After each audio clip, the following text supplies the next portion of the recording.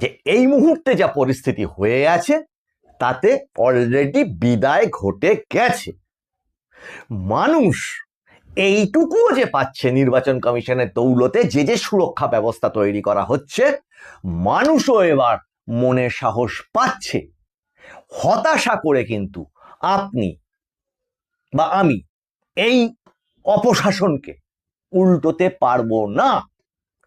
বরং হতাশা কিন্তু সংক্রামক আর একটা মানুষের মধ্যে ছড়িয়ে পড়বে। বরঞ্চ এই ভয়ঙ্কর অপশাসন, যা স্বাধীনতার পরে বা ভারতবর্ষের ইতিহাসে খুঁজে পাওয়া যাবে না হয়তো এরকম, এই অপশাসনের কে উল্টোতে গেলে প্রত্যেকের একটা একটা ভোটে কন্ট্রিবিউশন রাখতে হবে এবং বলতে হবে সেখানটাতে নো ভোট টু তৃণমূল। আপনি যাকে খুশি দিন। এবার দেখুন, এটা আপনারা বলতে পারেন যে আমি হয়তো একটা ভোটের প্রচার করে ফেললাম,